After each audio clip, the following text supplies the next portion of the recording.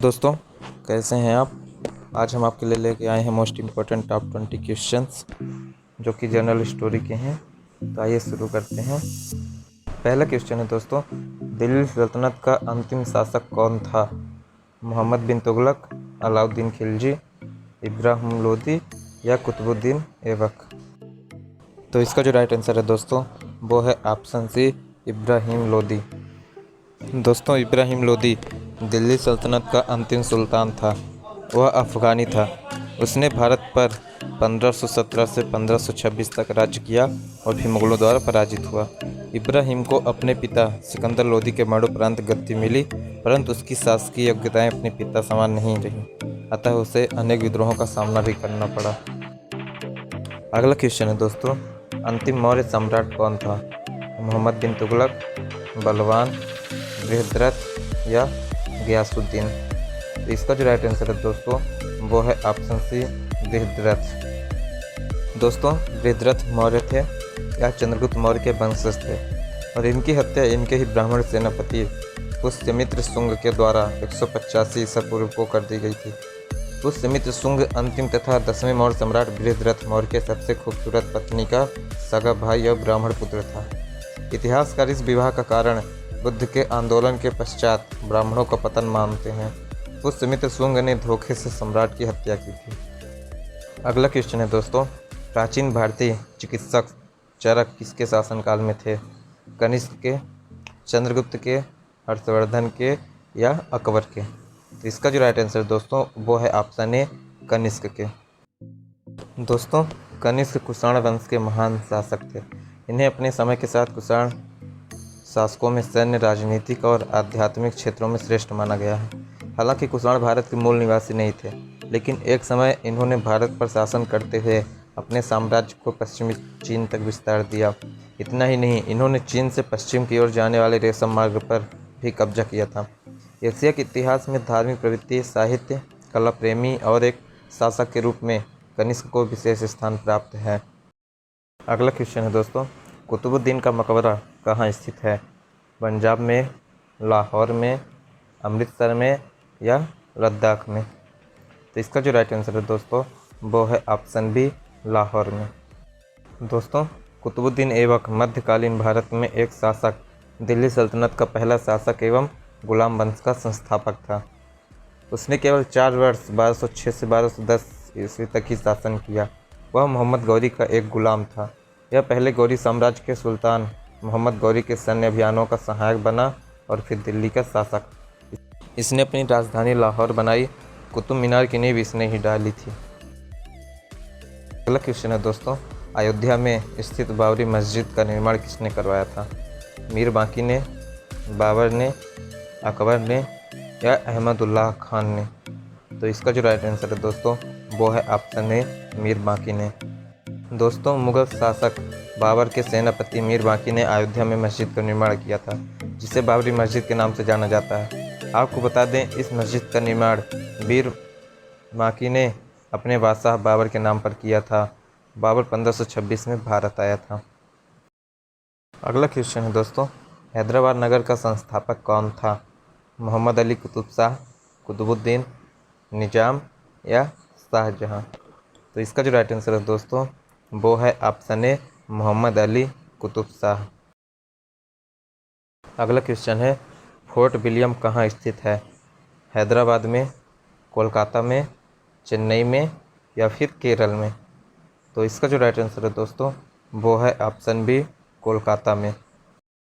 दोस्तों, fort William Kolkata के एक महान नुमा भवन है जो ब्रिटिश शासन के समय से है, जो गंगा नदी के पूर्व तट पर स्थित है और विद्यासागर सेतु या दूसरा हुगली नदी पुल के पास है।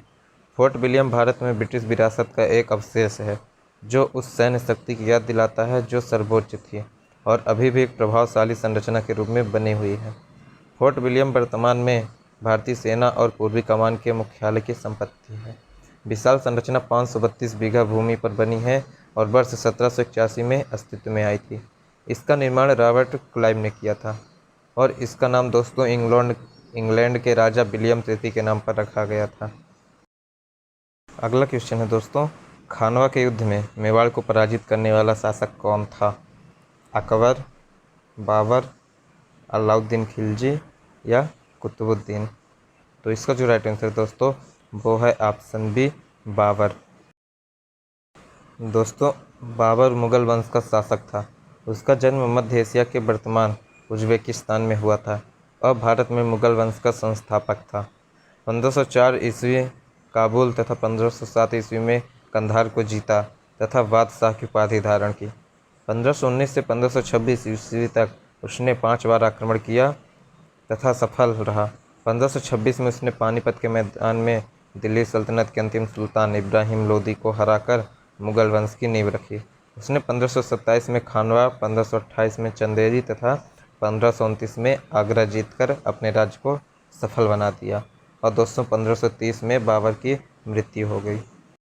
दोस्तों, और अधिक वीडियो पाने के लिए आप हमारे चैनल को सब्सक्राइब कर लीजिए और बगल में बनी बेल आइकॉन को दबा लीजिए कि जो भी हम वीडियो बनाएं उसके अपडेट्स आपके पास पहुंच जाएं। अगला क्वेश्चन है दोस्तों, ऋग्वेद में किस अपराध का सबसे अधिक उल्लेख किया गया है? आत्महत्या का, लुटेरों का, पशु चोरी का या दूसरों की हत्या का? तो इसका जो राइट आंसर है दोस्तों वो है ऑप्शन सी, पशु चोरी का। अगला क्वेश्चन है दोस्तों, अलाई दरवाजे का निर्माण किसने कराया? अकबर ने, अलाउद्दीन खिलजी ने या महमूद गजनवी ने या फिर बाबर ने? इसका जो राइट आंसर है दोस्तों वो है ऑप्शन बी, अलाउद्दीन खिलजी ने। दोस्तों, अलाउद्दीन खिलजी के बारे में मैंने पिछले वीडियो में बताया था, तो अगर आपने उसको नहीं देखा है तो देख लीजिएगा। अगला क्वेश्चन है दोस्तों, रज्मनामा के नाम से किस संस्कृत ग्रंथ का अनुवाद किया गया है? महाभारत का, रामायण का, भागवत गीता का या इनमें से कोई नहीं? तो दोस्तों इसका जो राइट आंसर है वो है ऑप्शन ए, महाभारत। दोस्तों, रज्मनामा यानी कि फारसी में इसे जंग की किताब के नाम से जाना जाता है, महाभारत का फारसी अनुवाद है जो कि मुगल बादशाह अकबर के समय में करवाया गया था। दोस्तों, अगला क्वेश्चन है, किस मुगल सम्राट को राष्ट्रीय सम्राट कहा जाता है? अकबर को, अलाउद्दीन खिलजी को, बाबर को या फिर हुमायूं को? इसका जो राइट आंसर है दोस्तों वो है ऑप्शन ए, अकबर को। दोस्तों, अकबर मुगल वंश का तीसरा शासक था। बादशाहों में अकबर ही एक ऐसा बादशाह था जिसे हिंदू मुस्लिम दोनों वर्गों का बराबर प्यार और सम्मान मिला। उसने हिंदू मुस्लिम संप्रदायों के बीच की दूरियां कम करने के लिए दीन ए इलाही नामक धर्म की स्थापना की। दोस्तों, इसको याद रखिएगा, दीन ए इलाही धर्म की स्थापना अकबर ने किया था और उसका दरबार सबके लिए हर समय खुला रहता था। उसके दरबार में मुस्लिम सरदारों की अपेक्षा हिंदू सरदार अधिक थे। अकबर ने हिंदुओं पर लगने वाला जजिया ही नहीं समाप्त किया बल्कि ऐसे अनेक कार्य किए जिनके कारण हिंदू और मुस्लिम दोनों उसके प्रशंसक बने। क्वेश्चन है दोस्तों, औरंगजेब के खिलाफ किस मराठा महिला ने नेतृत्व किया? ऑप्शन ए, ताराबाई ने, ऑप्शन बी, मोहम्मद बेगम ने, ऑप्शन सी, मनुबाई ने या ऑप्शन डी, शांताबेन ने? तो इसका जो राइट आंसर है दोस्तों वो है ऑप्शन ए, ताराबाई ने। अगला क्वेश्चन है दोस्तों, ईस्ट इंडिया कंपनी की स्थापना समय भारत का शासक कौन था? Option A, Akbar, option B, Jahangir, option C, Babur और ऑप्शन डी, हुमायूं? इसका जो राइट आंसर है दोस्तों वो है ऑप्शन बी, जहांगीर।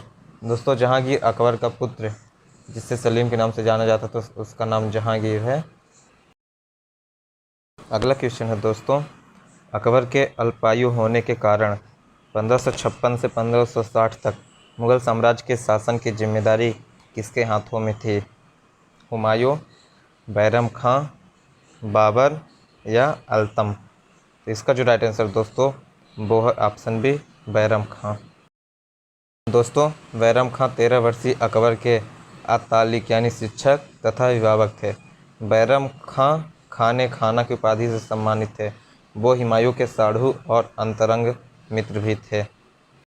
अगला क्वेश्चन है दोस्तों, किस राजा के शासनकाल में अष्टप्रधान मंत्री परिषद थी? राजा सवाईलाल, छत्रपति शिवाजी, महाराजा छत्रसाल या फिर राजा माधव सिंह? इसका जो राइट आंसर है दोस्तों वो है ऑप्शन बी, छत्रपति शिवाजी। दोस्तों, मराठा शासन प्रणाली में शिवाजी के काल में शासन के संचालन के लिए अष्टप्रधान नामक 8 मंत्रियों की परिषद थी, जिसका कार्य राजा को परामर्श देना मात्र था और इसे किसी भी अर्थ में मंत्रिमंडल नहीं कहा जा सकता था। प्रत्येक मंत्री राजा के प्रति उत्तरदायी था तथा उसके सचिवों के रूप में भी कार्य करता था। अगला क्वेश्चन है दोस्तों, हुमायूं का मकबरा कहाँ स्थित है? चंडीगढ़ में, दिल्ली में, लाहौर में या फिर अफ़गानिस्तान में? तो इसका जो राइट आंसर है दोस्तों वो है ऑप्शन बी, दिल्ली में। अगला क्वेश्चन है दोस्तों, सप्तांग सिद्धांत का प्रतिपादन किसने किया था? आर्यभट्ट ने, वराहमिहिर ने, चाणक्य ने या फिर नागार्जुन ने? तो इसका जो राइट आंसर दोस्तों वो है ऑप्शन सी, चाणक्य ने। दोस्तों चाणक्य के बारे में भी मैंने पिछले वीडियो में बताया है, तो आप उसको देख लीजिएगा। अगला क्वेश्चन है दोस्तों, किस मुग़ल सम्राट को जिंदा पीर के नाम से जाना जाता है? Option A Alauddin Khilji, option B Akbar, option C Aurangzeb और ऑप्शन डी महमूद गजनवी। इसका जो राइट आंसर दोस्तों वो है ऑप्शन सी, औरंगजेब। दोस्तों औरंगजेब अपने खर्चे के लिए कुरान की आयतें लिखता और टोपी सिलता था। इन्हीं के कारण उसे जिंदा पीर कहा जाता था। अगला क्वेश्चन है दोस्तों, अकबर की भू राजस्व व्यवस्था के प्रवर्तक कौन थे? बैरम खान, हुमायूं, टोडरमल या इनमें से कोई नहीं? तो इसका जो राइट आंसर दोस्तों वो है ऑप्शन सी, टोडरमल। दोस्तों मुग़लों द्वारा सूर्यवंश को उखाड़ फेंके जाने के बाद टोडरमल शासक सत्ता की सेवा में लगे रहे, जो अब मुग़ल सम्राट अकबर था। अकबर के अधीन उन्हें आगरा का प्रभारी नियुक्त किया गया। बाद में उन्हें गुजरात का राज्यपाल भी बनाया गया। कई बार उन्होंने बंगाल में अकबर की टकसाल का प्रबंधन भी किया और पंजाब में भी सेवा की। टोडरमल का सबसे महत्वपूर्ण योगदान, जिसे आज भी सराहा जाता है, वह यह है कि उन्होंने अकबर के मुग़ल साम्राज्य की राजस्व प्रणाली की नई व्यवस्था कर दी। तो दोस्तों आज के लिए बस इतना ही। आप लाइक और कमेंट करके बताइए कि वीडियो कैसा लगा आपको। तो दोस्तों इस वीडियो को ज़्यादा से ज़्यादा शेयर करिएगा ताकि आपके दोस्तों तक भी पहुंच जाए। और दोस्तों चैनल को सब्सक्राइब कर लीजिएगा और बगल में बेल आइकॉन को दबा लीजिएगा ताकि जो भी हम नए वीडियो बनाएं उसके अपडेट्स आपके पास तक पहुंच जाएं। तो दोस्तों मिलते हैं अगले वीडियो में। Thank you.